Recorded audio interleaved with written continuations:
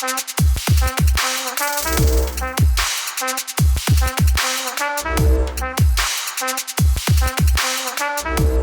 to Circular Firing Squad. I'm Marty, a counseling faculty at Kent State University and a host for Circular Firing Squad. We've got 6 members, 6 questions, and 6 answers for each question.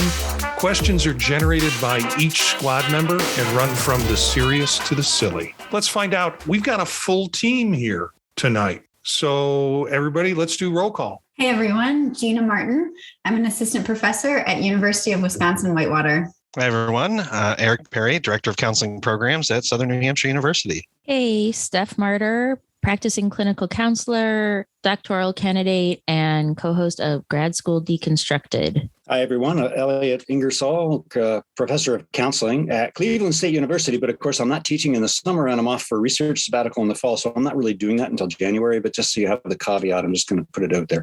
And I'm the host of Applied Topically. I'm ignoring you, Elliott. Just FYI. Hey, everyone. Jenn Cook, Associate Professor, New England College. And I have the first question tonight. My first question is, how do you handle your work when you have a heavy emotional or medical burden outside of work? For me, I think this question, I have 2 answers. And the first one is the medical burden side. And I know that this is a little bit of take this with a grain of salt, because my medical burden was pregnancy and then having a baby. So there was a really nice outcome of having a baby at the end of it. That's great. And I know not everyone has that with a medical burden. So I just want to put that out there before I get into this story. So for me, when I was pregnant, I had really bad, severe hyperemesis, which meant that you throw up like 9 times a day, every day.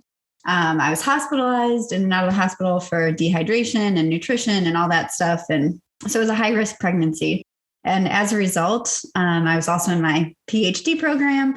So things got shifted around. My normal priorities were not able to be where they normally would have been. And what I did was I just basically worked on boundaries. And I know that's always been a challenge for me, saying no and working on boundaries and that kind of thing. But what I did was put my work first. I would get that done and out of the way when I could. And then I would take the rest of my day to sleep and throw up and visit the hospital and do whatever else I needed to do. And that was what I did. I just really grinded out the hard stuff first thing in the morning to get rid of whatever I could to knock that out so I could focus on my health for the rest of the day. So for me, when things get tough medically, I bear down and just get stuff done and then take the rest of the time for me. But I think emotionally it's different. I think that is where it gets a little bit more challenging because you can't fully be present.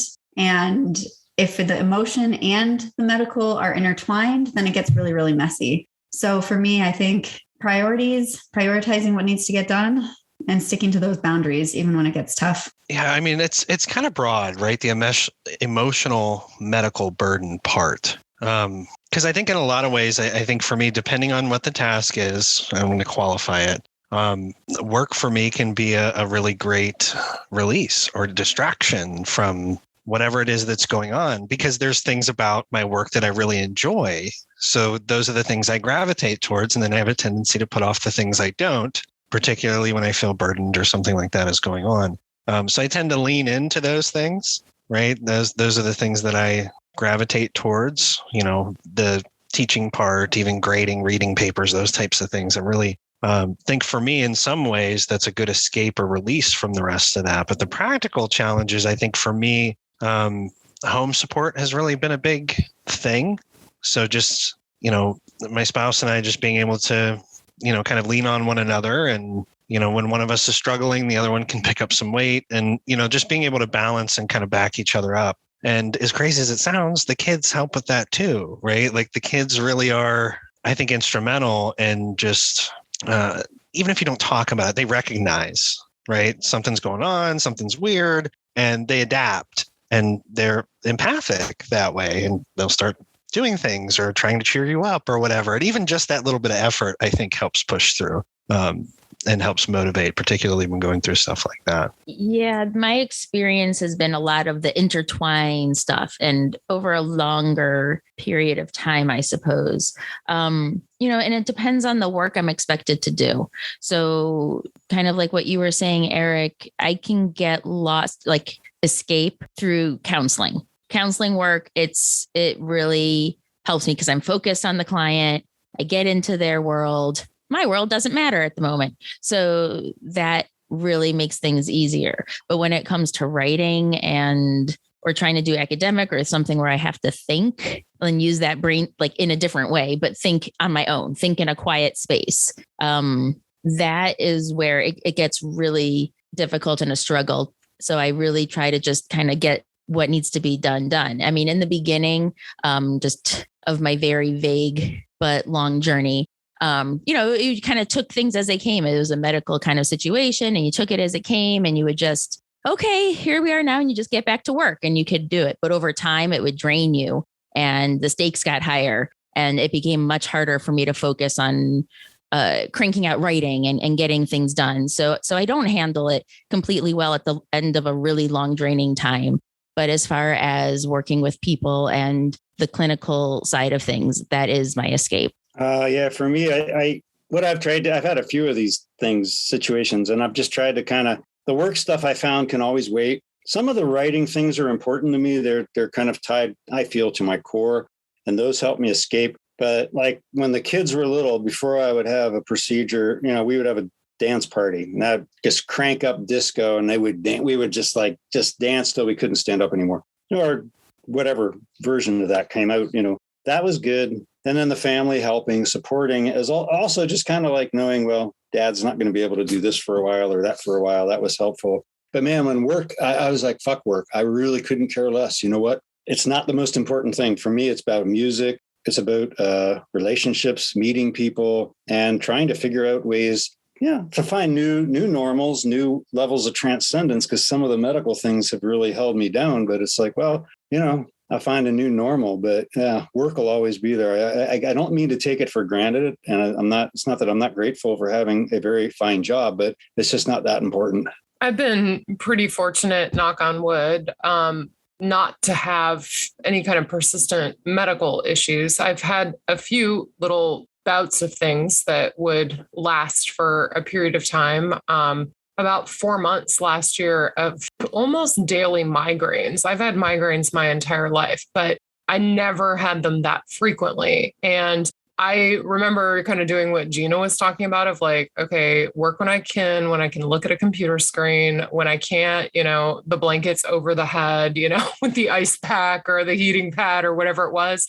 And then when I'd get a burst of energy, I'd go back to the computer. Same with when I had some pretty severe lower back pain several years ago. And I remember like changing positions every 15 minutes when I was on the computer of like, I would be on that yoga ball thing. I don't even do yoga, but I got one of them ball things. And other times I was kneeling on the floor. Other times I was standing up. Then I was over in the chair, And so having to mix it up. The emotional piece, though, is something that I have more persistently struggled with my entire life. I, self-disclosure, have major depressive disorder, what we used to call dysthymia, and what I guess we now call persistent major depressive disorder. And what I've learned in that is that I have to do the things that matter to other people most during those times. So like responding to email. I don't give two F's about email, but everyone else does. So I would try to sit down and at the very least do the email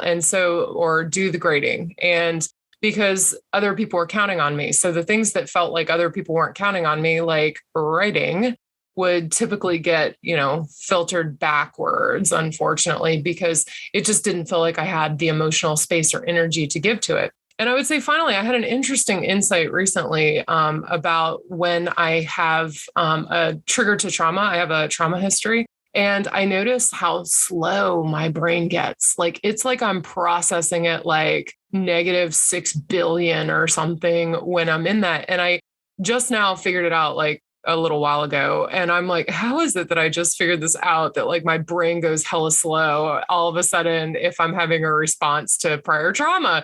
And it was actually really helpful to notice it and to be able to say like, oh, you know what? I've actually been using a coping mechanism was this will take as long as it takes. And I know that I've said that to myself when I'm in that space and didn't realize what it was in response to, which was my brain was going much more slowly than it should have been. So I have a few of those like little self-talk things that I try to use when they're most helpful. Like it takes as long as it takes, and it's okay to take an hour to write one basic email if that's what your brain has to do right now, and it'll get done. So those are mine. We started before the show to talk about these questions, and tonight we've got some difficult questions. This was one of them. I don't know where this came from for me. I wanted to give something that was kind of work related, but not all about counselor education related. So I put this question together. And when I get in this space of either emotional or medical burden, whether it's with me or with an immediate family member, I like to say I have two things. I have work and regrets, and I kind of vacillate between those two things. And frankly, I work harder. That is my safe space, my sanctioned area where I can put my head into work and get away from either whatever medical or emotional burden that's going on with me at the time. So is it a non-healthy response? I mean, I can hear all these counselors with some of the things that we've said, all these counselors out there going, oh, you shouldn't do that. That's not the way to go. Well, screw it. It works for me. And it's gotten me this far. So yeah, for me, I kind of bury myself in work when I don't, and when I'm not burying myself in regrets. So on to our next difficult question. Sum up humanity in 3 words. So difficult, I'm going to cheat, right? Because I feel like I don't have much choice.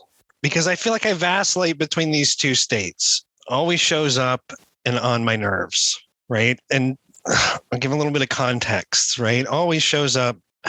Went through a pretty powerful loss not too long ago, a friend and colleague of mine. And for me, it was a struggle. And I work primarily virtually. I work with a lot of people that I've been close to and that I've seen and worked with, been at conferences with over the years, and went to the services for this colleague and was just so thankful and touched and happy for that level of support, right? And I've just seen these things as of late happening in the community, and at least in my area, just local stuff, just people coming together to help, to be really engaged. And I don't know, maybe Google knows now that that's what my search results need to be flooded with, right? Because that's what I'm seeing most of all. But I'm leaning into that, right? And it is what I want to see. It is what I want to hear about.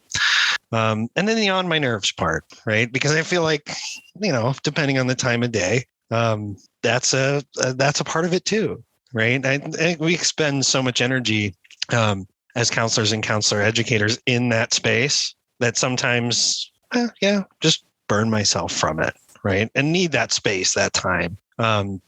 So, I'm going to go with either always shows up or on my nerves, depending on the time and place. This was like the hardest question for me. I feel like I'm still thinking.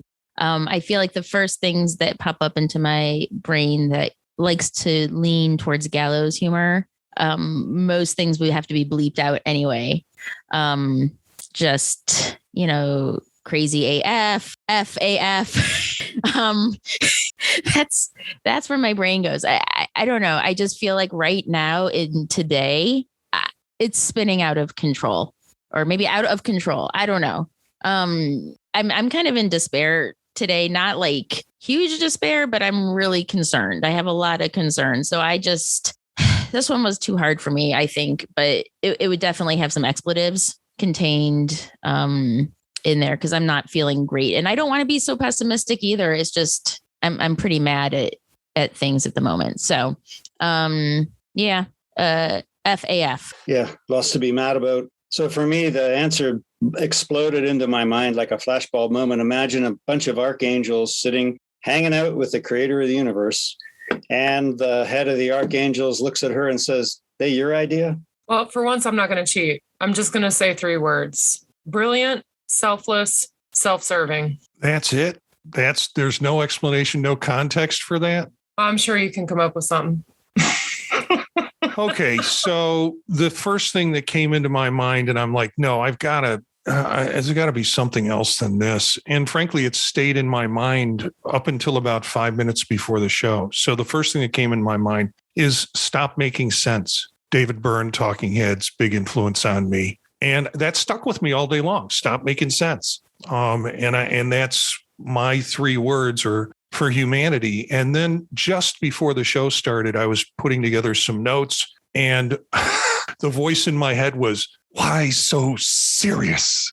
And that kind of fits too in that same direction. So I guess that's 6 words, or it's 2 threes. With neither with profanity. So I got one on you, Steph. I'm going to count it as 2 threes because I cheated too. So it makes me feel better to be in good company. For me, with this, I also would kind of follow along the same lines with profanity. That was one of the first things that came to mind. However, in thinking about this and knowing that other people are going to listen to it besides the 6 of us, I came up with also 3 times 2. So here they are: tragic, deeply flawed, beautiful, and adaptable. 1, 2, 3, 4, 5. And that's only 5 words. So I also can't count. But that would be mine. And so initially I was like thinking of all these negative words too. And then I was talking to Don, and Don was like, well, I feel like if you put like tragic and deeply flawed, you've got to say some positive ones too. And I was like, yeah, I guess so. So I threw in beautiful and adaptable too, because I'm a huge fan of the tragically beautiful. That's mine. So I'm going to switch gears a little bit for my question. What resources might be most helpful for new graduates or those new to academia? I think others that have been in similar situations. So seeking out mentors or people that have been in those situations are great resources.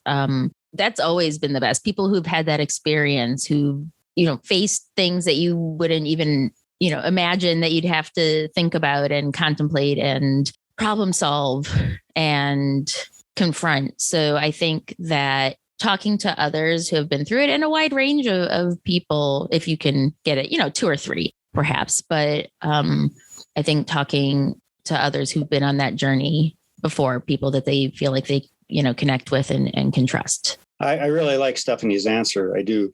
But I have a slightly different approach to it. I think we should try and experiment, tax the rich, tax the churches, and then give every graduate or new graduate student $20,000, just $20,000, and say, hey, every transition I've ever had, money made it better. Is money the most important thing? No. But when your toilet doesn't flush and your car doesn't start, it's very important. $20,000. That's what I'd give them. I'm loving these answers. And I wasn't thinking about the money. And now I'm like, hell yeah. Like, oh my gosh. Like, yeah.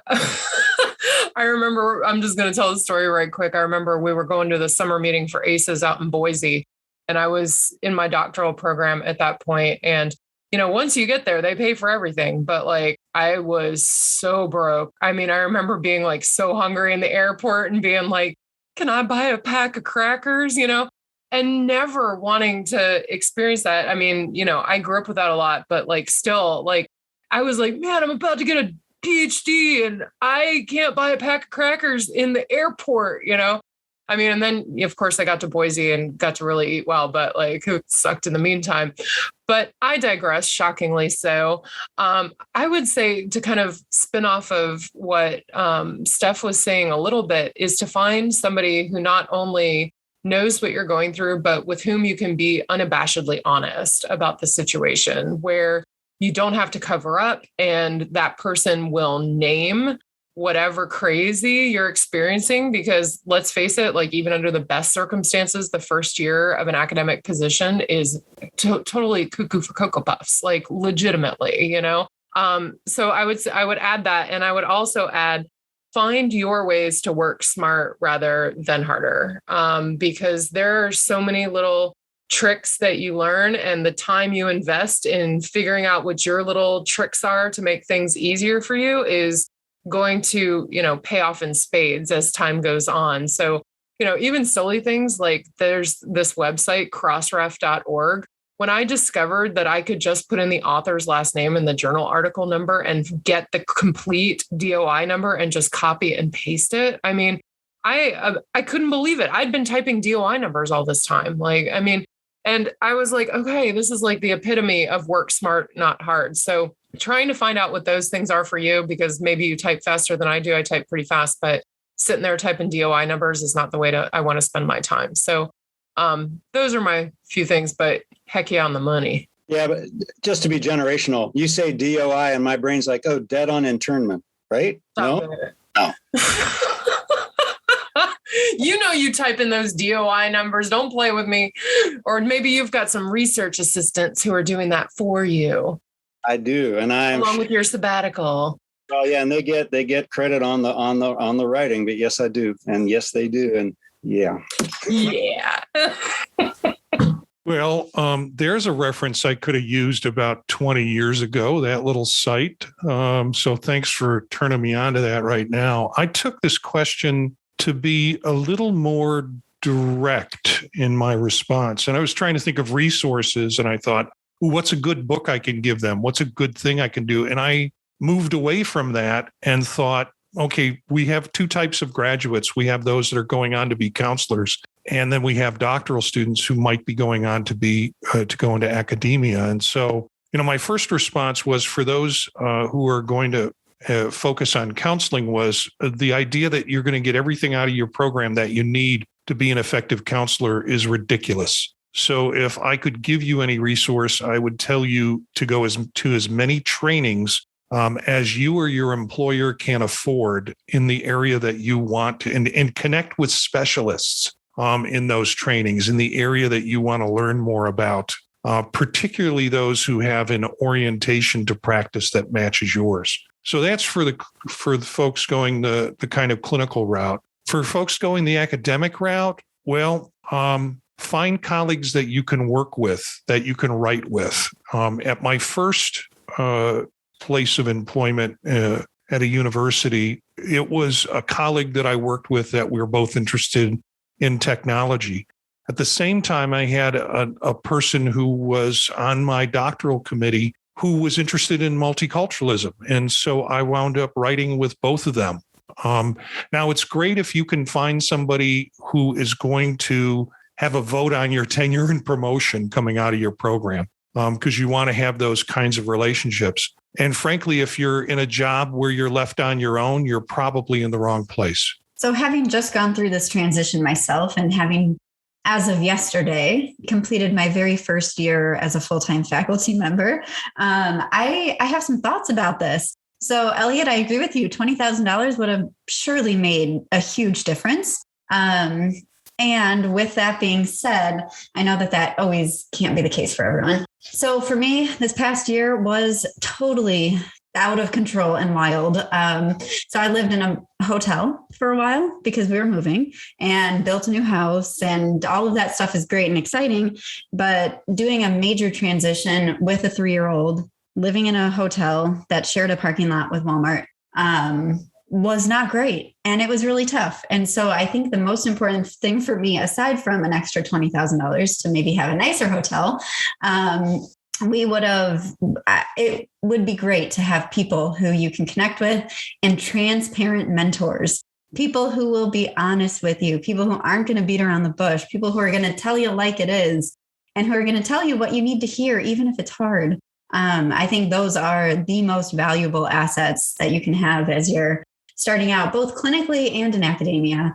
I think that is something that I have truly valued. And I've been really, really lucky to have some of those people in my life, which has been great and has been a true source of solace during the Walmart parking lot dark days. I appreciate all the responses to this one. I think the question for me came out of just thinking about, I'm first generation college graduate. So for me, I felt like at the end of my program, particularly my master's program, I was kind of, what do I do now? Like how do I act? How should I be in these spaces and operate? And I think I pulled a lot from people. And it was interesting for me to hear everybody say that to one degree or another, to kind of lean into those experiences and those connections. And I think even in completing my doctoral program, I was still kind of at a loss. And I think most of the questions and the connections that I sought was, okay, how should I don't want to be like a door-to-door salesman at conferences trying to find a place to work. And how should I speak? And is it okay to be conversational here or there? And, just working through those kind of faux pas and things that I felt had a really big impact on not necessarily my ability to grow or develop or to do the job necessarily, but to feel comfortable in that space, right? Because it feels like such a huge transition, or at least did for me, at both stages that I felt like I needed. That was the kind of support that I needed, right? I needed some validation and a place to ask those questions about, how should I be and where? And I think a lot of that comes from my own background and my own kind of things. But, I've heard anecdotally that's kind of similar experiences for others too. But I appreciate all the responses to that one. Do you have an on again, off again relationship with any album? And I'm then going to extend it to book or movie for perhaps people that aren't as connected to music the same way. Yeah, that's a good one. For me, as soon as I read the question, my brain had the answer. It's the second Klaatu album. I think it's called Hope. So Klaatu, that was like in the 70s. Everyone's like, oh, it's actually the Beatles recording under a secret name. It's like, it was a Canadian duo. And I actually knew about it from living in Canada, not from the Beatles rumors, and then I got it. I was like, the first album, I was like, oh, this is good. I come and go with it. It's very topical and a lot of flourishes and things. It's good stuff, but I'll come back to it. And then, after a while, and I'll appreciate it for new again. But yeah, that was the one that popped into my mind. Okay. So I have like a very crazy relationship with music, and I would say like an on again, off again relationship with just about every single genre, because they all represent something different at different times in my life. And oddly enough, like I have I'm noticing this as I get older, that I have these weird nostalgic moments for different genres, decades, times of music where I'm like, I need to listen to 70s pot rock right now, or I need to listen to doo-wop right now, or I need to listen to old school hip hop right now. And it's like, there's just something in the air. Like I'll smell something, or I'll see something, or I will feel some sort of way. And all of a sudden I need to listen to European pop music from the 1990s.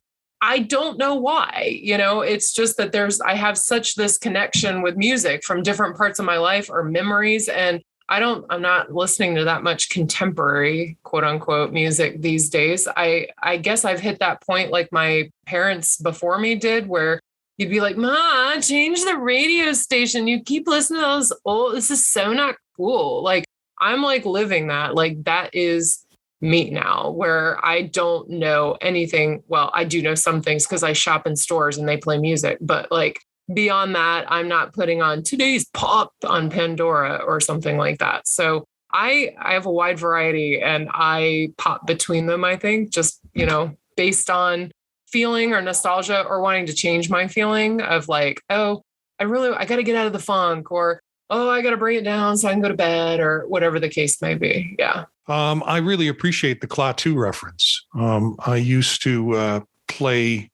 be stuck on a 3 a.m. to 6 a.m. shift on a progressive radio station. And I'd get some Klaatu in there just for the heck of it. Two things came to mind, and I'm going to go with the latter, but I'll tell you the former in a minute. David Byrne, the Catherine Wheel, which is a commissioned music that he did for Twyla Tharp, the dance troupe. And it's got a lot of ethereal stuff through it, and then you have to listen to it from like what I'd say side one all the way through side two, sort of like Thick as a Brick from Jethro Tull. You've got to just listen to the whole thing. And the end pieces, the couple of the last 10 or 15 minutes of the end pieces are just really building polyrhythmic kinds of things. So I need to have that injection every once in a while. And so I return to it. But it's one of those things you've got to listen from the beginning to the end to get the full appreciation of the end of the piece. The other record, and I was going to say to Steph when she said, what album? It's sort of like, what's an album? The other piece that I listened to and returned to is Asia by Steely Dan, because that was such a shift, I think, in that band that I listened to that record over and over and over again and return to it occasionally to remember that impact. So for me, it's not a specific album either. I'm going to go a number of different directions with this. So I listen to a lot of kid music right now because I have a 3-year-old, and we just got these awesome speakers that like shake the house, and she likes to blast Gummy Bear songs, which I won't sing for you all because that would be unfortunate, but they're great and they really get stuck in your head, and I actually hate them. So anything other than that right now would be awesome. However, I cycle through a number of different genres as well, depending on my mood and depending on what I'm going through in life. So I love the Beatles and I love Rolling Stones in the 60s and 70s, that era of, I'm going to say classic rock. And that's great for a specific time in my life. And then sometimes I can't stand it. And sometimes I'm like, oh my gosh, I got to get this old stuff off. And then I get to AC/DC and Guns N' Roses and some of that stuff where I'm like, this is awesome. And I love to run to that type of music. And then other times I'm like, this makes my head hurt. So then I also like country music sometimes, which again, now that I live in the country, I drive on these old back country roads and I sometimes crank the country music and it's like a spiritual thing. It's great. But the one that I keep coming back to is Mumford and Sons. So this was really huge and popular when I was in college, and I went to college out in California, met my partner there. We had like our whole love story, and Mumford and Sons was kind of like the background music to all of that. And then for a number of years after college, I couldn't listen to it because it reminded me so much of that time. And like the transition was again really hard and all this. And then the other day, actually, I was driving in my car on my way to Whitewater, and I'm going along, and a Mumford and Sons song comes on the radio. And I just started to like cry. It brought me back to that moment in time where I was meeting my partner for the first time and we were falling in love, and it was great. And so now I'm on a Mumford and Sons kick, but won't be long until AC/DC comes back. I got to break in because I love that answer. And I just had to share, I'm doing bass for a theater production. And in the halftime, we do Name That Tune. And I'm working with a brilliant guitarist, Jackson Bollinger, and he knows everything. And he's like, we can do Bohemian Rhapsody, can't we? I'm like, sure. And, and then I'm like, I'm back into Queen for a whole week, but stuff that pops out of his mind that inspires me. So thank you, Gina. It is really an in the moment thing, right? I feel like just for whatever it is that the mood strikes. I think for me, the one constant that I go back and forth with and I will have periods of falling out of love with, I think just because of the emotional response is the blues, right?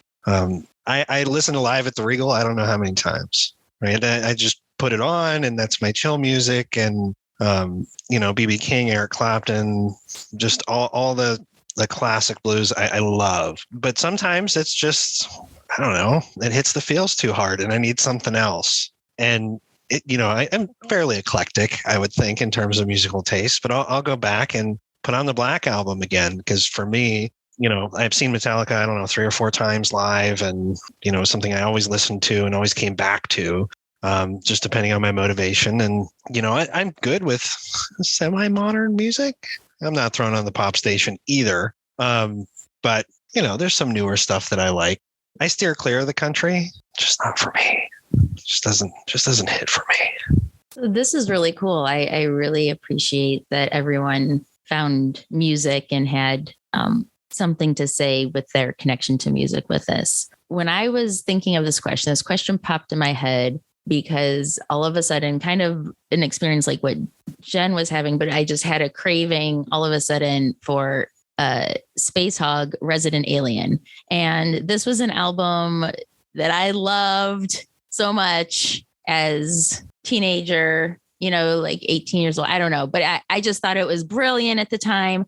And then sometimes as I got older, I listened to it and I felt like, and now I'm kind of embarrassed. It's making me cringe a little bit for some of the songs. But then I don't know, a few weeks ago, I was just listening to it again. And I think I started to appreciate it again, kind of, and maybe, as we say in the council world, in the spirit that it was created. And it's a little juvenile at times, but it also has some really great stuff. And I think it's taking me back to that freshman year of college time as well. And it's everything wrapped up in that, and driving endlessly in my stick shift car that had no cruise control on it. So you always had to keep your foot on the gas when you're on the highway and just going forever.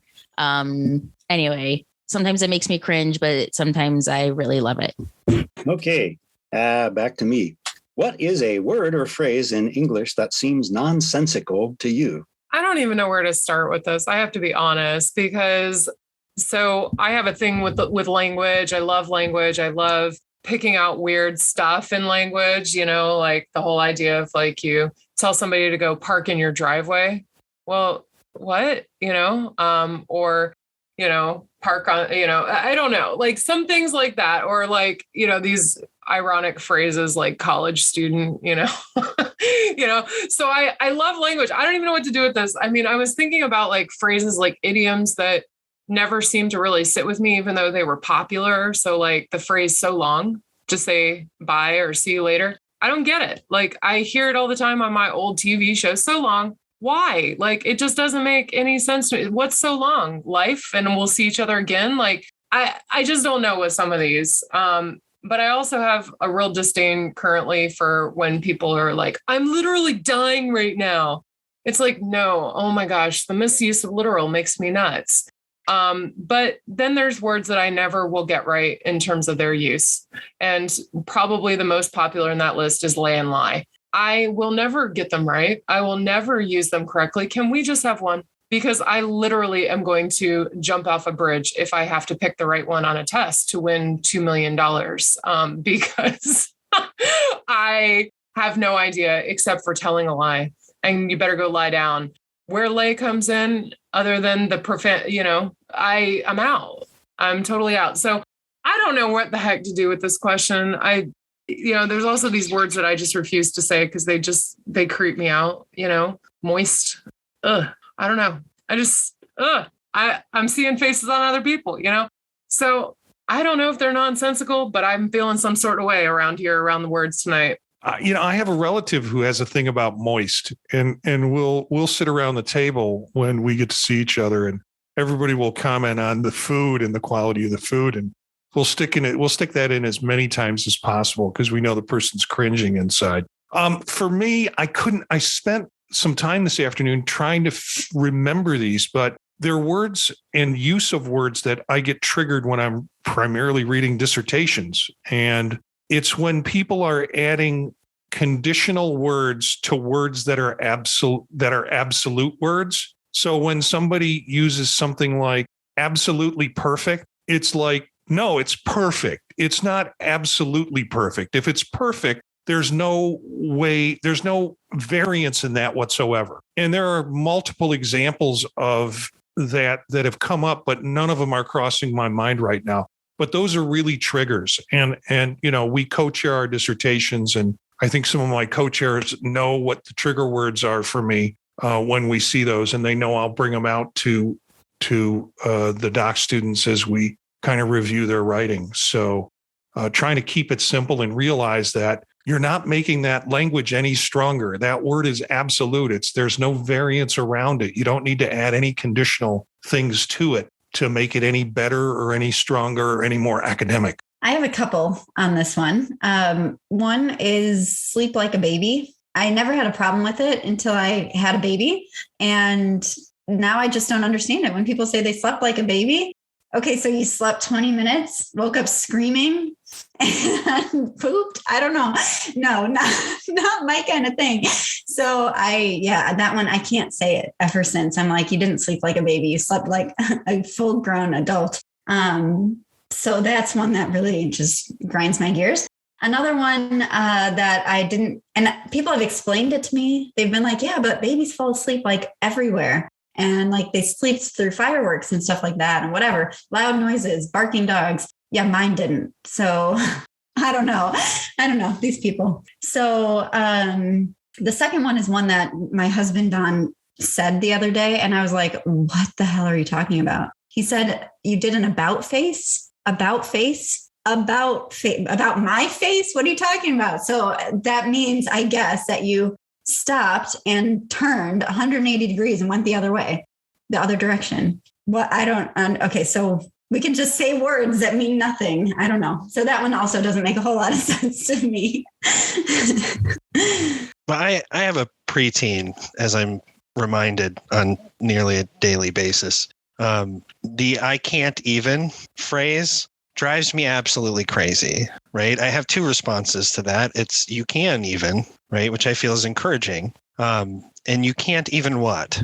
Right? Because there's so much behind that. It's lazy, right? It's just, I'm not going to give you any more context for what I'm feeling than to just say, "I can't even." So we're going to have the conversation. If you can't even what, right? Let's push that a little bit farther. And she's like, "Quit doing the counselor thing." And she calls me out on it because she knows.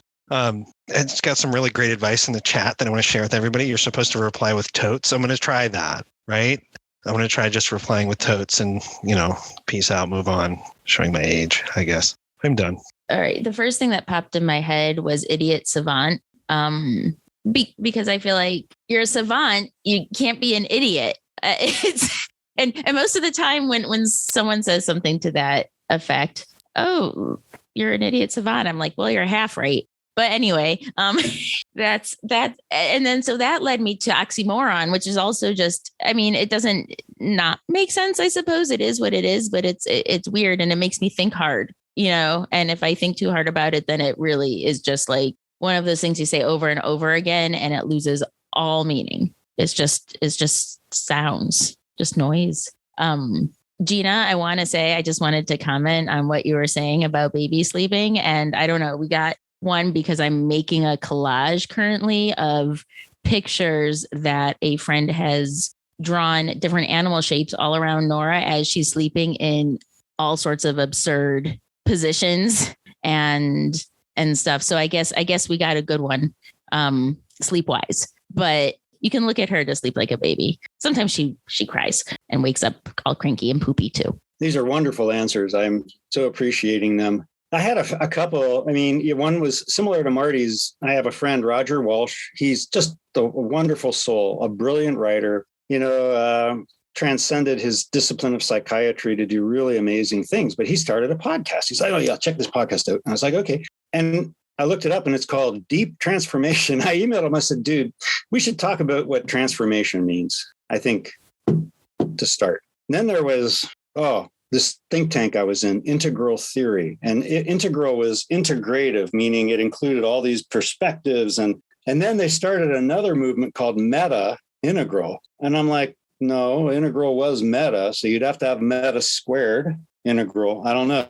And everything I see now is like meta, super. And I'm just like, oh, come on. Y'all got to lighten up. But my first realization was in third grade. I had a big crush on my third grade teacher, Mrs. Laskanik.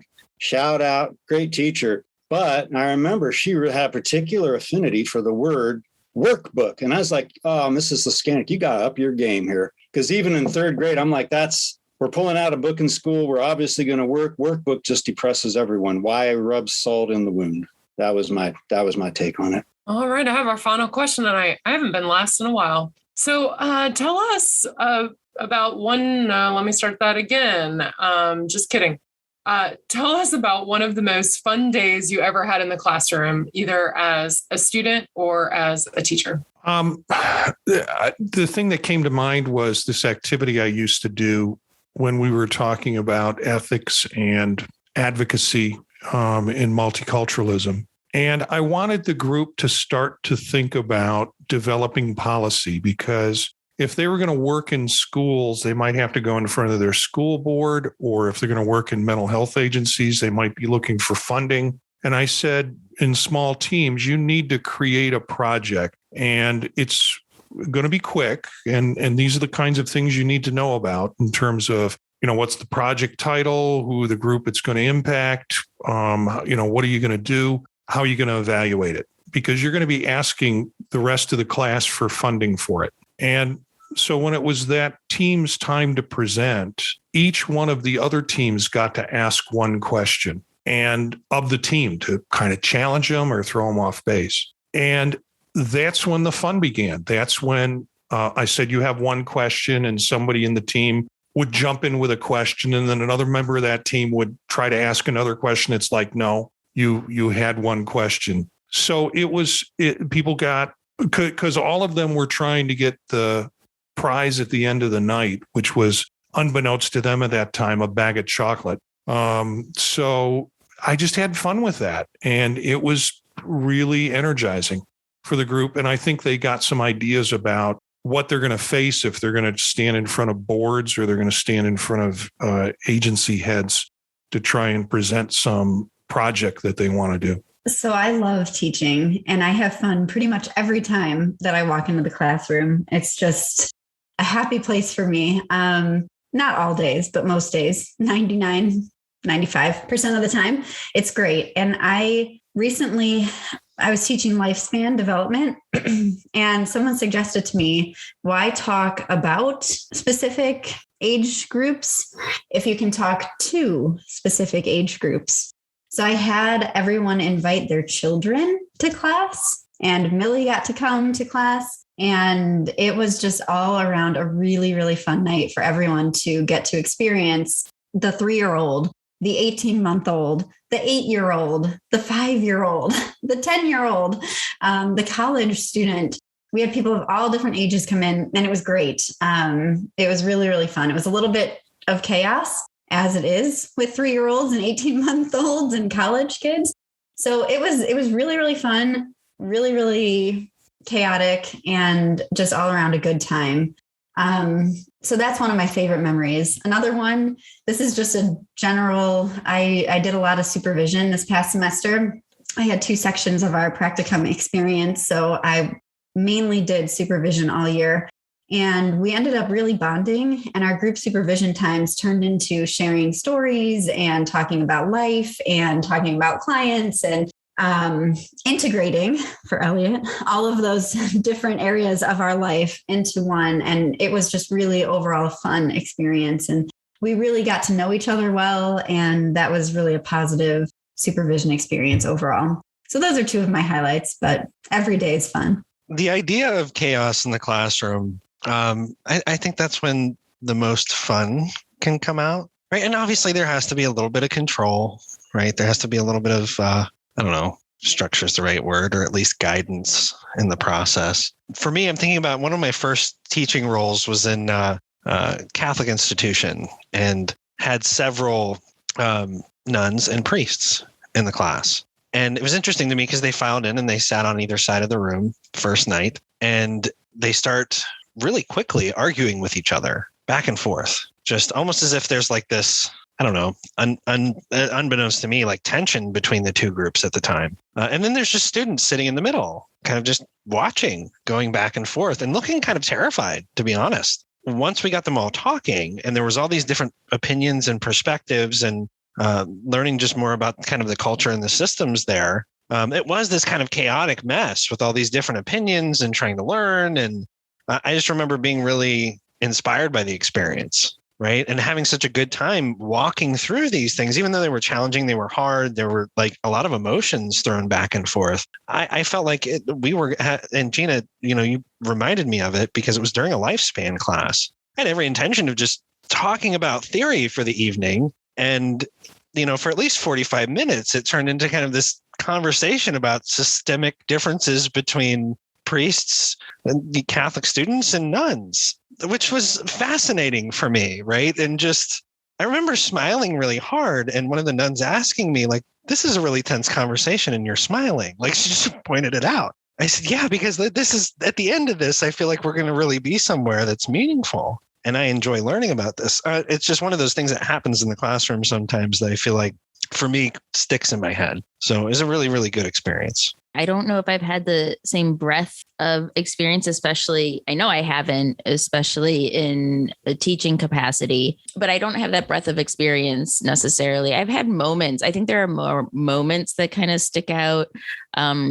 Just the times where maybe it does come together and you feel like you've engaged the class and you feel that everyone is interacting and bringing something to it, and they're all invested in a discussion. I like discussing the weird things. I like discussing the things that make people uncomfortable. So for instance, in a family class discussing the family crucible, which, I don't know if I should mention with Marty or not, because I spend a lot of time not talking about Marty because I'm there's a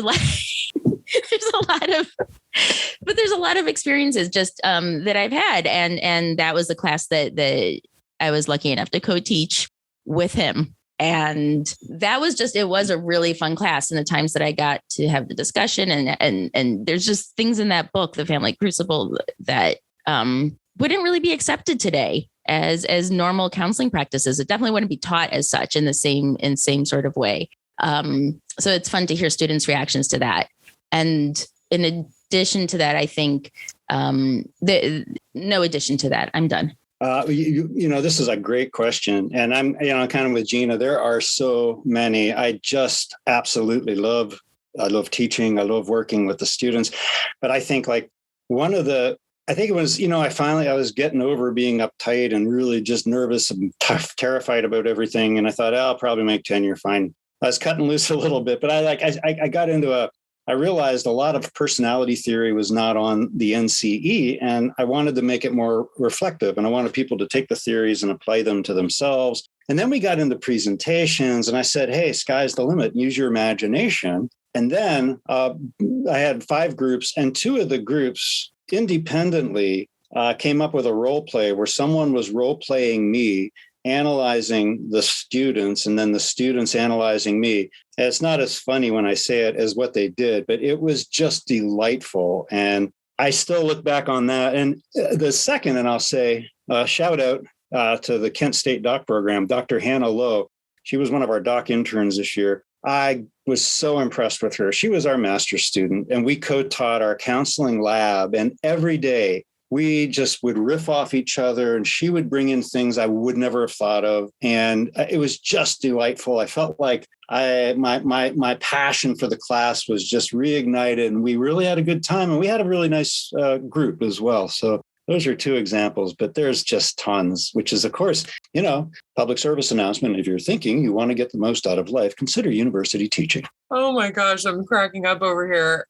And I think part of that is because I love to teach. And when I was thinking about the chaos that y'all were speaking about, that is one thing I miss with online teaching, that you don't really get that energy and that rises up from the room when somebody says something funny or somebody asks a question and somebody takes it wrong. And then it gets really serious. I mean, you kind of lose that kind of feel when you're in the classroom. And I love the organized chaos. That's probably one of my strengths, is kind of letting them kind of do it within the container of whatever I've set up for them and letting them mess it up. I love that. But the story I want to tell is from my undergraduate experience. I went to a liberal arts school, so I had to take, religion, philosophy, education, economics, the whole 9.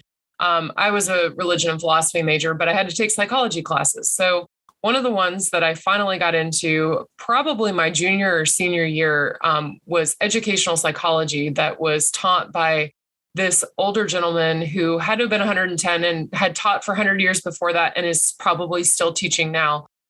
His name was Dr. Burnett, and the guy was amazing. He was this little skinny older gentleman, very big personality, but very quiet, very seemingly reserved, but very big in his ideas and always bringing the laughs from the group. So he decides to teach us one day about the protagonist, the antagonist, and the hero. And he says, I want you all to create a 1-act play based on, I can't pay the rent. You must pay the rent. Don't worry, I'll pay the rent, So to have all 3 of the characters. So he puts us into small groups. Well, so this is about 1998, 1999. I'm not really sure what year. It's somewhere there in the late 90s. So my group, we decide we're going to do the Jerry Springer show as our motif. And so we line up all the chairs, and, it's probably a group of about 6 or 7 students, and one person's Jerry, and, we have the people who are coming in, as the guests. I don't know if you've ever seen Jerry Springer, but he's always about the surprise guests and whatnot, So one person plays Jerry plays Jerry and the other person's playing I just can't pay the rent. I'm so broke and I lost my job and all of this. And, the room's starting to chuckle because I don't know if anybody's ever seen Jerry, but the theme is the surprise guests and the outbreaks of violence that always occur. So by the time the landlord shows up of you must pay the rent, he's screaming at the woman. Then everybody erupts and starts throwing chairs in true Jerry Springer style. And then I actually got to play the hero of running down. It was one of those stadium kind of classrooms, running down and screaming, I'll pay the rent, and and everybody put their chairs back down. And that was sort of in scene. I don't think I have ever seen a teacher laugh so hard or have such a great time of embodying it. I mean, I remember this, what is this, 25 years later, 30 years later, I'm still remembering this 19, 20-year-old moment. And I remember thinking, if I were to ever teach, I would want that kind of energy in my classroom and that kind of freedom because he wasn't disturbed by it. You all heard the description of this man earlier. And he was just and then he finally, when we were all done, he goes, who is this Jerry Springer? And that the whole room just lost it. And he came the next time we had class, he said, I went home and I watched Jerry Springer and you all did it perfectly. And we were so validated as students that our 97,000-year-old teacher went home and watched Jerry Springer and then came back and had commentary. I thought, man, if I was ever a teacher, I'd want to be that kind of teacher. And also had no plans of becoming a teacher, but here we are. And, Dr. Burnett, you live on within me. I can't imagine you're listening to this podcast or sadly, I think he might have passed on by now. Whatever city you go to at a conference, you can always switch on the hotel room television and you'll find Jerry Springer in some form or format. And I was at ACA a month or so ago and it was Judge Jerry. I guess he has a judge show now where it's sort of like Judge Judy, but it's Judge Jerry. And I can't tell you, I didn't pull my eyes away from the screen. I had to get through at least one of those. So that wraps it up for all of our questions for tonight, except for a final shot question. And the question is, while walking, music or podcasts? So I'm going to cheat and I'm going to say neither. I like to walk in the silence and hear the outdoors. Audiobooks, also cheating. I'm going to play by the rules. Music. Not cheating. I'm just being totally honest. I always assume someone's going to jump me. I'm going to need to run. I got to be aware of my surroundings. I cannot shut off what little aural stimulation I have left. I need to be mindful of the human beings intersecting my timeline. I alternate between the two, and I'm down with the silence pretty regularly. Well, shame on you all. The proper answer to that question is podcasts, particularly this one. For me, podcasts for everything except writing. Music doesn't take me anywhere anymore. And generally, if I'm walking or doing some form of exercise, I find it so boring that I have to have something else to stimulate my mind. Well, that's it for tonight. And thanks to the squad, Eric, Jenn, Elliott, Stephanie, and Gina. Look for some of these characters on their podcasts on thepodtalk.net. You can find out more about them at circularfiringsquad.net. Our theme music is from Menage a Quad, Real Swing Shet. That's it for this episode of Circular Firing Squad. Ready, fire, aim.